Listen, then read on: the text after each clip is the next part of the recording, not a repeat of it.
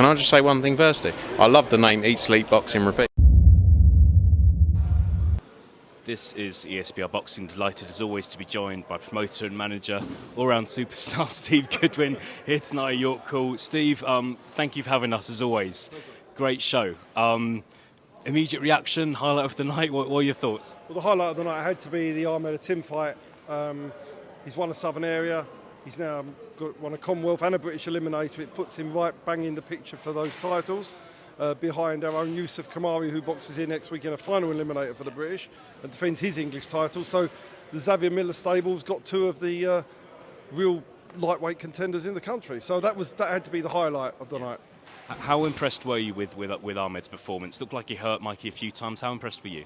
Well, he's managed by he's got a really good manager in Mickey Amu, who's we've helped guide him to this stage. And I thought that what he showed was a lot more discipline than I've ever seen before, and that's what he needs, because he's always had a tendency to rush his work and go in too wild.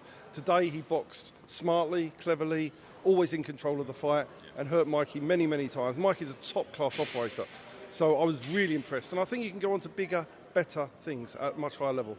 Fantastic. Not going to go over the whole card, but just want to touch on it a little bit. I thought Ellis Stewart was really impressive tonight, knocked his opponent down a couple of times. 12-0 now, I believe. What can we expect next for Ellis? Well, Ellis he had a limited amateur experience, so I've managed him very, very carefully, especially as his trainer's his dad. I don't want to get it wrong. So we've brought him along, I think, at the perfect pace. He's improving leaps and bounds with each fight. He's now ready for title fights. The Southern Area, though, has been contested in September. So it may well be we go the English eliminator route first, and we may bounce back for the Southern Area at a later stage. But he's definitely ready for title fights now.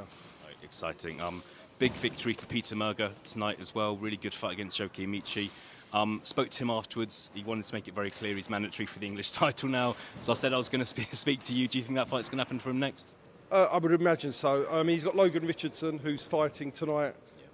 He's fighting in Wales tonight, but that's his aim. His aim's that we've always had his aim to try and get him another crack at the English title, and that's really where we're going. It's out to purse bids, so hope they've got some deep pockets, and we'll see how that goes. But yeah, for sure we're going for the English title.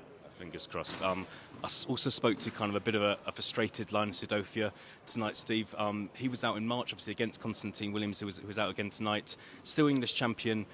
I know it's a bit of a merry-go-round domestically at middleweight, but can you give us any idea what's going to happen for Linus next? Well, Linus has been injured, so hence the reason he's not been out. He hurt his ribs in that fight, so he's not been able to fight. At the moment, there's a lot of moving parts in boxing and televised boxing, so he's been given a mandatory for the English title, a guy called P.A. Gordon and Martin Bowers is. I don't believe Martin would take that fight because I think Linus wins that comfortably.